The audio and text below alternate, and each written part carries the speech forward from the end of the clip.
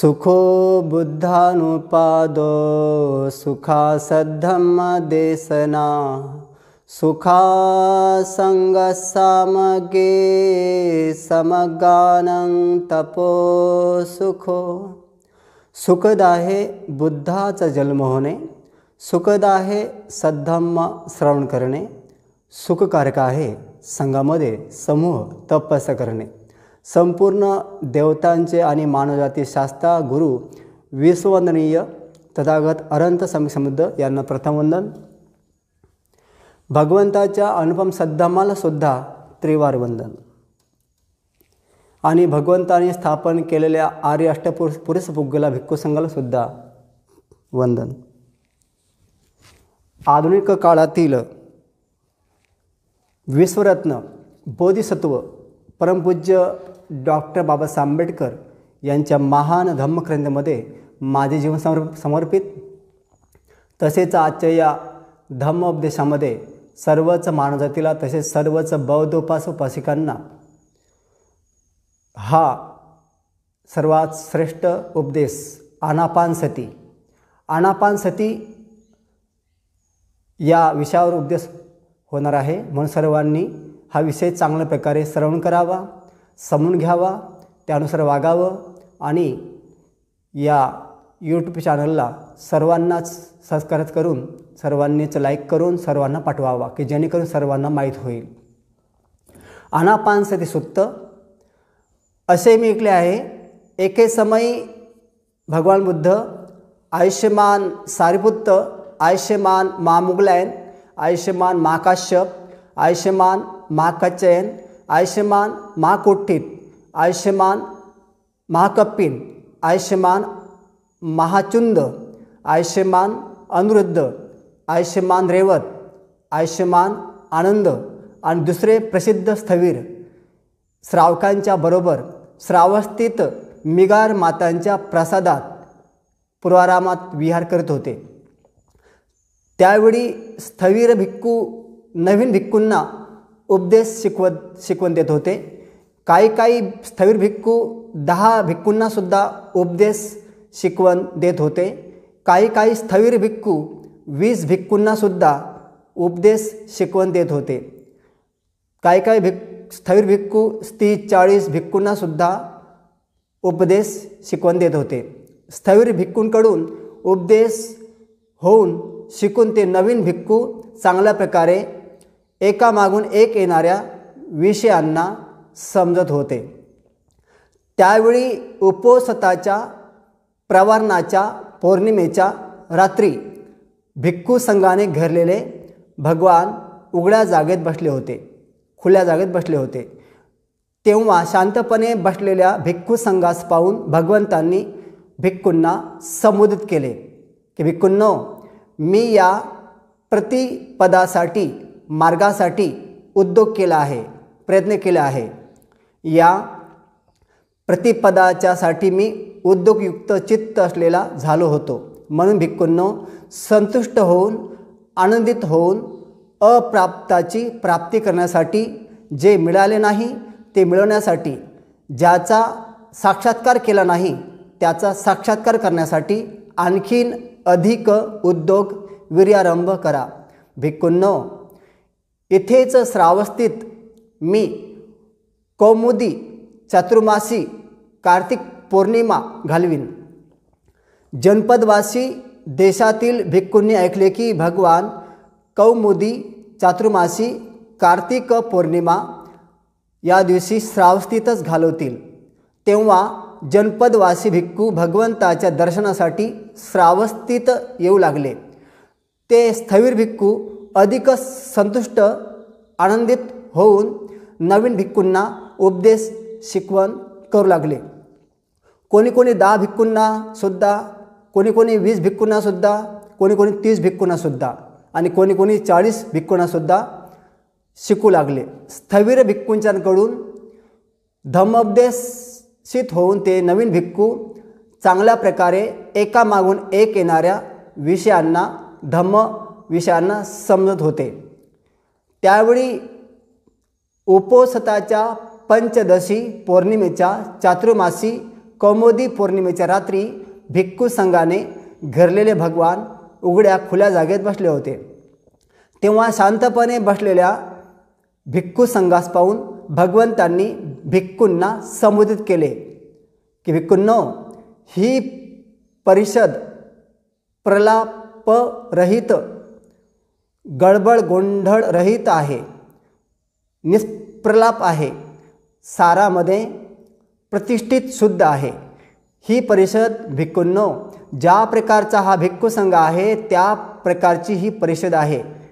ही परिषद आवन्नियो आहे, पावन्नियो आहे, आदर सत्कारास योग्य, दक्षिणीयो म्हणजे दान देण्यास पात्र, अंजली करणीयो म्हणजेच हात जोडण्यास योग्य, लोकांमध्ये पुण्य पेरण्यासाठी अनुपम, पुण्यखेतंग म्हणजे पुण्याची शेती करून घेणारा भिक्खू संघ आहे। भिक्खूंनो, ज्या प्रकारचा हा भिक्खू संघ आहे त्या प्रकारची ही परिषद आहे। ज्या परिषदेला थोडे दिल्यावर खूप फळ मिळते, जास्त दिल्यावर अधिक जास्त फळ मिळते, अशा प्रकारची ही परिषद आहे। ज्या प्रकारच्या परिषदेचे लोकांना दर्शनसुद्धा दुर्लभ असते त्या प्रकारची ही परिषद आहे। ज्या प्रकारच्या परिषदेचे दर्शन होण्यासाठी योजनेदूर जाण्यापर्यंत शिदोरी बांधून घेऊनसुद्धा दर्शनास जाणे योग्य आहे, अशा प्रकारची ही परिषद आहे। भिक्खूंनो, या भिक्खू संघास ब्रह्मचर्यवास समाप्त केलेले, कृतकृत्य, भारमुक्त, निर्वाणप्राप्त, भवबंधनमुक्त, सम्यक ज्ञानाद्वारे मुक्त, मलरहित, शिनास्रव अरहंत भिक्खू आहेत। भिक्खूंनो, या भिक्खू संघात असे भिक्खू आहेत जे पहिल्या 5 संयोजनांच्या म्हणजेच बंधनांच्या अडथळ्यांच्या क्षयाने औपप्यातिक होऊन तेथे निर्वाण प्राप्त करणारे, त्या लोकातून इथे न येणारे अनागामी आहेत, अनागामी फळ प्राप्त आहेत। भिक्खूंनो, भिक्खू संघात असे भिक्खू आहेत की जे 3 संयोजनांच्या बंधनांच्या क्षयाने नष्ट केल्याने राग, द्वेष, मोह निर्बल झाल्यामुळे सहृदगामी मार्ग फल प्राप्त आहेत। ते एकच वेळा या लोकांमध्ये येऊन दुःखाचा अंत करतील।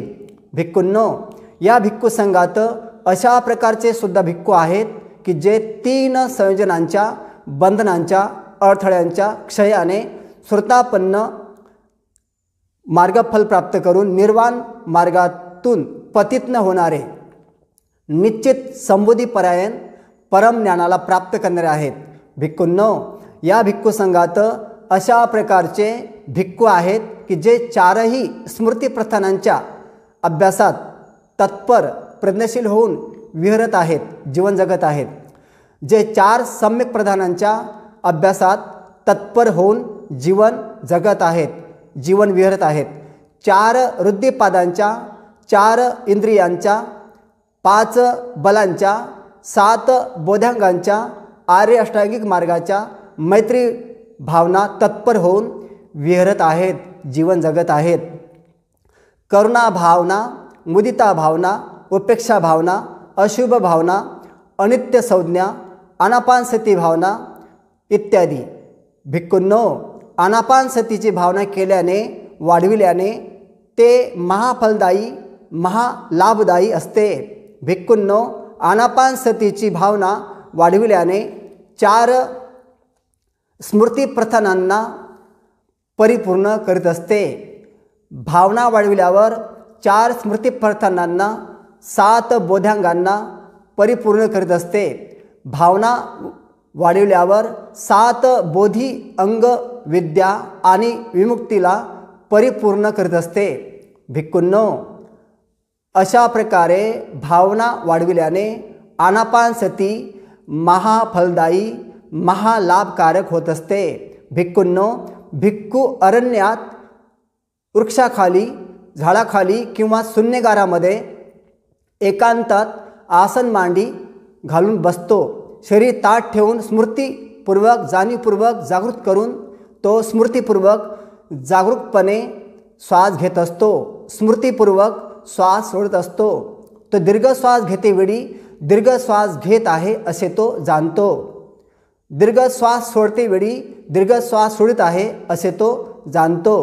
रसोश्वास घेतेवेळी रसोश्वास घेत आहे असे तो जाणतो, रसोश्वास सोडतेवेळी रसोश्वास सोडित आहे असे तो जाणतो। सर्व शरीराच्या स्थितीला अनुभव करीत संवेदना वेदना करीत श्वास घेईन जाणीवपूर्वक असे मी शिकतो। सर्व शरीराच्या स्थितीला हालचालींना अनुभव करीत श्वास सोडीन असे तो शिकतो। शारीरिक संस्कारांना म्हणजेच शरीराच्या विकारांना शांत करीत श्वास घेईन असे तो शिकतो। शारीरिक संस्कारांना थांबवून श्वास सोडीन असे तो शिकतो। प्रीती अनुभव करीत श्वास घेईन असा तो अभ्यास करतो।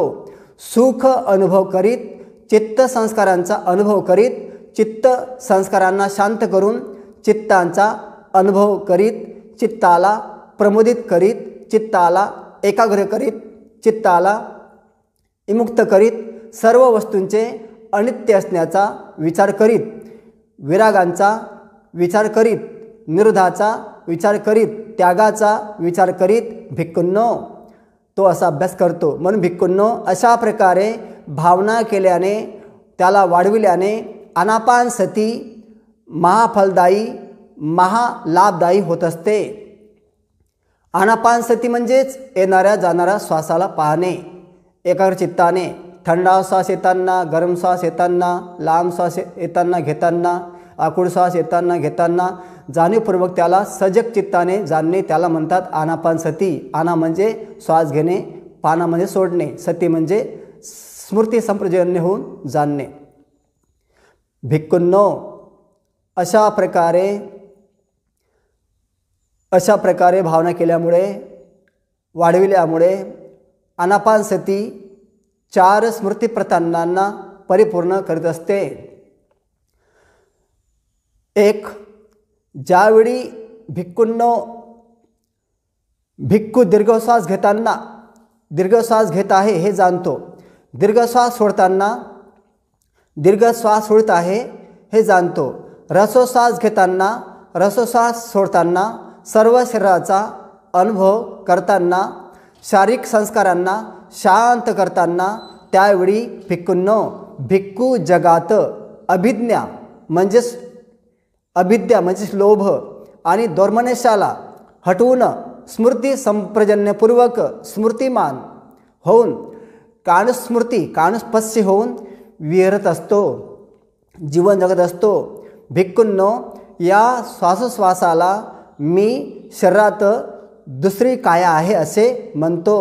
म्हणून त्यावेळी भिक्खूंनो भिक्खू काणस्मृती होऊन विहरत असतो, तो या शरीराचा अभ्यास करतो।